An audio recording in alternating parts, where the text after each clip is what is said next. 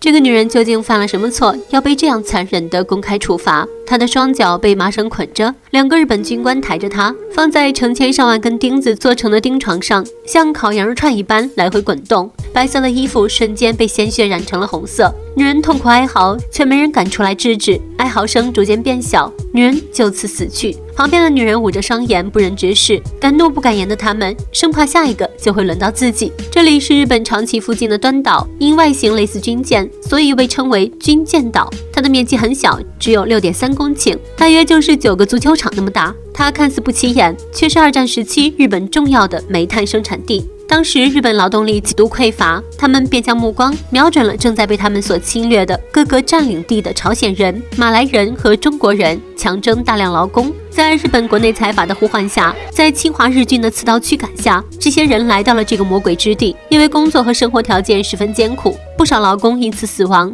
在这里，与其说是挖煤，不如说是燃烧自己的生命。矿工们总是穿着一条内裤就开工，暗无天日的劳作，带着镣铐的劳作，竖井式的美井直通海床下面，随时的生命危险并没有换来奴隶主的丝毫怜悯。在皮鞭的驱赶下，他们往返在牢笼和矿井之间，条件极差的通风设备使得一个又一个的同伴倒在了矿井下面，尸体就这样被弃置在矿井之下。日本人需要的是煤，他们才懒得将宝贵的劳动力用来运输那些在他们眼中犹如猪狗的劳工。劳工们日复一日的赤身裸体的在自己同伴腐烂的身躯旁努力的挥舞着铁锹，一点点的为日本人挖煤。瓦斯泄漏时有发生，过劳猝死更是家常便饭。矿井里一个14岁的小男孩不小心挖破了管道，害怕中毒的他从矿井里钻了出来，结果被日本兵暴揍，一脚给踹了回去。由于瓦斯的泄漏，海底开始震动，一瞬间矿道坍塌了，这个孩子就这样活生生被活埋。其他矿工联合抗议，得到的不过是日本人的无情鞭打。矿工们不是没有想过逃出这个鬼地方，可一旦被发现，后果可想而知。私下里，朝鲜人拧成一股绳，时刻准备绝地反击，而他们的精神领袖便是朝鲜方面的总统候选人之一老一。他也是在军舰岛中唯一一个可以为朝鲜民众发声、与日本人交涉的人物。在老一和日本高官的周旋之下，劳工们受到了一定的庇护。这天晚上，德高望重的老一安排3个男孩出逃，想把这里发生的非人惨剧带出去，公之于众。只要逃到海上，他们就能借助木头的浮力离开这里。可其中一个男孩在逃跑过程中，还是被巡逻的士兵发现了。2个男孩只能眼睁睁看着同伴被射杀，却无能为力。剩余的2个人来到了海上，可还没等他们离岛，探照灯便照射了过来，2人也被发现了。一艘舰艇从他们身上碾了过去，日本人觉得不过瘾，开始比拼。比谁丢的石头准，残忍地将石头砸在2人的身上，直到2个人没有了动静，日本人才用渔网捞上来，将尸体拖了回去。悲剧不断发生，却还有很多不知情的人认为军舰岛是发家致富的好地方，不管是明星富豪还是普通老百姓，都是他们骗进岛的对象。这天又有一群人登岛，这个小胡子男人叫李江宇，曾是朝鲜红极一时的乐团团长。为了生存，他将女儿素姬培养成歌星，带领乐团到处演出，拍日本人的马屁。听闻去日本可以发财，擅长日语巧舌如簧的李江宇通过朋友帮自己和团员们找到了日本工厂办公室的肥差，高价换取了一封推荐信。一行人开开心心地踏上了去往日本的轮船，但他们不知道的是，他们登上的是前往军舰岛的不归路。这个瘦高的男人名叫崔七星，他曾是称霸首尔中路区的混混头目。他和他的小伙伴也是怀揣着去日本赚钱的梦想才来的。在船上，因为对日本人的欺辱不满，崔七星站了出来。争吵中，他与一个泼辣的女人墨子不打不相识。下了船，李江宇迫不及待地拿出推荐信递给一个日本政客，政客却理都不理他。李江宇低头一看，才意识到所谓的推荐书与岛上大多数人的推荐书一样，根本没人想看。他只是日本人将众人骗上岛的阴谋。来不及反应，他们就被日本兵推上火车，被送往了一个营地。所有人不明所以，上面的日本人告诉他们，他们可以得到他们想要的财富，不过需要他们付出体力，还给他们发了劳动合同，表示他们是自愿来这里打工的，工作期间要绝对服从管理。这时有人站出来抗议，结果被日军无情殴打，直到被制服。他们不知道的是，这仅仅是开始。随后他们被带上另一艘运输船，映入眼帘的正是军舰岛。船靠岸后，一群日本士兵爬上船，将他们一顿拳打脚踢。登岛之后，男女被分成2波，女人们被抓去当慰安妇，哪怕只是一个小女孩也不放过。男人们一律下矿挖煤，李江宇被迫和女儿分开，既来之则安之。为了讨日本人欢心，李江宇展现出了他擅长阿谀奉承的一面。为了证实自己的身份，他让乐团的团员赶紧表演起来，以一首日本歌《同期的鹰》表明了自己的忠诚。这首歌被军舰岛负责人大为赞赏，李江宇又献出了自己的劳力士手表，让他多多关照。讲台上，负责人笑着说：“感谢大家不远千里来到这里参与皇军的圣战。”殊不知，所有人正在一点一点地坠入生命的深渊。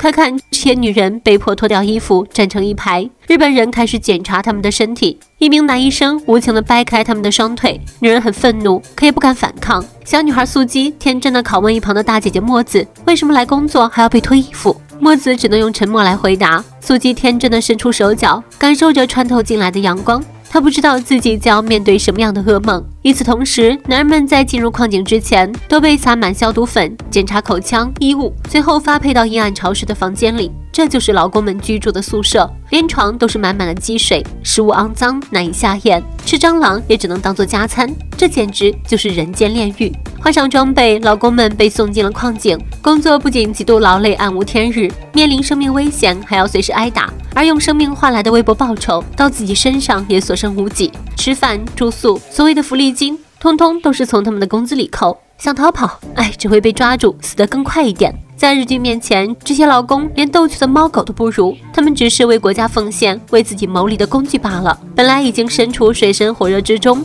奈何还有人做日本人的走狗，尤其是那个替日本人做事的朝鲜同胞。为了同胞过得安生，崔其兴决定与同为朝鲜人的管理员干一架，赢了就是他们的老大。日本人自然是看热闹不嫌事大，允许他们的行为。毫无疑问，崔其兴分分钟教他重新做人，成功取而代之。可想而知，日本人看到两个朝鲜人为了一个小小的位置拼死打斗，他们的内心是多么的卑鄙和优越。另一边，女人们被打扮得花枝招展，她们被迫陪日本高官喝酒，素姬也不例外。胆战心惊的她忍不住哭了起来，尤其是看到高官对其他女孩动手动脚，素姬更加害怕。这时房间里响起了音乐，素姬惊讶不已，拿着报纸上的图像说这歌是她唱的，说完就跑上舞台为日本人表演歌舞。会说日语的墨子为了保护素姬，赶紧替女孩翻译。台上的素姬泪流满面的高喊天皇陛下万岁，这又何尝不是一种无奈呢？台下的军官听到口号也跟着高喊了起来，能歌善舞的素姬也因此得到军官的赏识，捡回了一条命。墨子因为会日语，成为岛上妓院中受宠幸的一个，但她美丽倔强，招致了更悲惨的命运。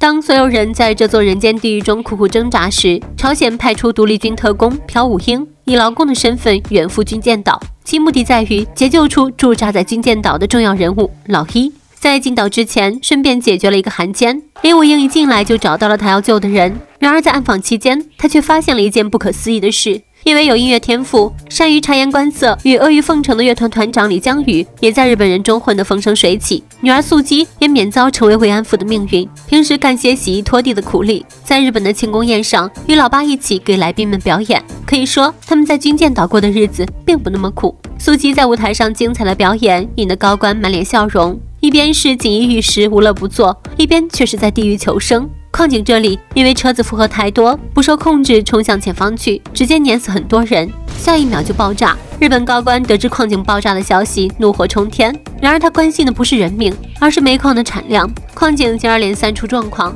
为了防止整个矿井坍塌，他们选择先炸掉一个矿井，而这一行为就意味着矿道里的劳工将再无生还的可能。最后还是朴武英放了炸弹，成功解救下众人。这件事搞得劳工们愤怒不已，是要向日方讨个说法。直到精神领袖老一的出面，才让这场骚动平息。老一告诉同胞们，这场爆炸不能就这么算了，他们正积极和军舰岛负责人协商，进行合理的赔偿。听完这番话，大家才各自安然退去。另一边，日本高官找到李江宇，他要把李江宇的女儿送给另一个长官。得知此事的李江宇犹如晴天霹雳一般，却也无能为力。他在雨中抱起女儿，享受最后的幸福时光。事情至此，特工朴武英也不装了，他直接表明了自己的身份和营救老一的任务。朴武英打算利用这里的无线电网络，先与朝鲜方面取得联系，联络到船只之后，就能帮助老一逃离军舰岛了。于是朴武英找到李江宇，他知道李江宇擅长阿谀奉承，所以要他做他们的内应，想办法搞来电报室的钥匙。一听这话，李江宇知道机会来了，也便答应了下来。但他有个条件，就是要带上他们父女俩一起离开。林武英允诺，于是李江宇在一番点头哈腰的模样下，顺利从负责看管电报室的军官身上复制到了钥匙模板。经过一番打点后，他又来到制造工厂，托人帮忙制作钥匙，将钥匙交给了朴武英。夜深人静，这两个男人企图潜入日本人的电报室，在大雨中躲过一道又一道的照明灯，偷摸来到电报室的门口。因为紧张，试了3把钥匙都没能成功。巡逻队慢慢逼近，为了不被发现，同伴冲出去引走巡逻队。林武英终于打开门，给总部发去了电报，他们已经准备好出逃，总部也准备好支援。但是他并没有打算带上李江宇父女离开。发完电报的朴武英无意中看到一个箱子，仿佛藏着什么秘密。2天后凌晨5点，朴武英拉着老一准备逃离，而这一幕恰好被江宇看到。他以为朴武英要丢下他们，在暗骂这个特种兵言而无信的同时，也带着女儿跟了过去。朴武英把老一带到一个仓库，拿出一份文件质问老一这是怎么回事。原来那晚在箱子里，朴武英看到了老一叛国的账本。老一表面处处维护朝鲜民工的利益，实际上与日军狼狈为奸，剥削压榨劳工。大部分的钱要么进了自己的口袋，要么进了日本人的口袋。总的来说，就是一只披着羊皮的狼，还是一只会说漂亮话的老狐狸。岛上的劳工之所以永远逃不出去，这位老干部在其中可是出了不少力。可面对铁证如山，老一还在狡辩，声称自己是被冤枉的。朴武英用枪指着他，要他给一个合理的解释。这时李江宇带着女儿出现，不明现状的他质问朴武英为什么要丢下他们。3人的事情还没完，老一的手下又突然闯进来，挟持了女孩。老一见状，反咬一口朴武英，说他是美国人的间谍。几人僵持不下，突然之间，美国的飞机突袭了军舰岛，突如其来的轰炸让整个岛屿陷入一片混乱。老一趁乱逃走，林武英赶紧追了上去，没成想林武英打空了子弹，老一拿起旁边的枪射了过去，然后顺利逃脱。手下追上老一，表示自己誓死效忠老一。老一却询问起他有没有看过那本账本。当手下表示刚刚虽然看过，但依旧相信老一不是叛徒后，老一毫不犹豫一枪解决了他，然后装作自己是受害者，高喊救命。李江宇和女儿目睹了这一切，为了活命，他们只能赶紧逃走。军舰岛死伤惨重，没有药物医治，日本人直接补枪，然后拉去埋掉。天渐渐亮了，日本高官接到消息，美军向广岛投放了1枚原子弹，这也昭示着日军即将战败。为了掩盖自己的罪行，日本人决定将岛上的所有劳工和妇女杀害。他们让老一将朝鲜劳工引到矿坑内，然后再集体活埋。事成之后，日军会确保老一能安全地离开军舰岛。当晚，老一给大家洗脑，说日军已经同意提升工资，工作量也会减少，但前提是明天所有人都要进入矿坑采矿。而由于大家还沉浸在刚刚加工资的喜悦里，对于这样的说辞没有丝毫的怀疑。这时朴武英冲了出来，揭露了老一丑陋的嘴脸。虽有了朴武英的指证，大家还是摇摆不定。李江宇和女儿也站出来证明，加上朴武英出示的账本就是铁一般的证据。老一渐渐失去民心，林武英一刀下去，让老一领了盒饭。惩治汉奸之后，他们开始商量如何逃出去。刚开始大家都没有勇气，随着一个男孩举起煤油灯，表示自己想要逃出去。越来越多的人也举起了煤油灯，一盏盏灯代表着一个个决心。林武英告诉大家如何逃脱，先是解决了巡逻队，然后分组经过传送带翻墙，逃上运输船。一切分配完成后，带上炸药、汽油、绳索，所有人开始行动。他们先是跳下水，游到传送带，做好准备，好让大部队逃离。而此刻的日本人正在烧毁证据，像焚烧垃圾一样焚烧朝鲜劳工的尸体，仿佛是日军最后的放纵。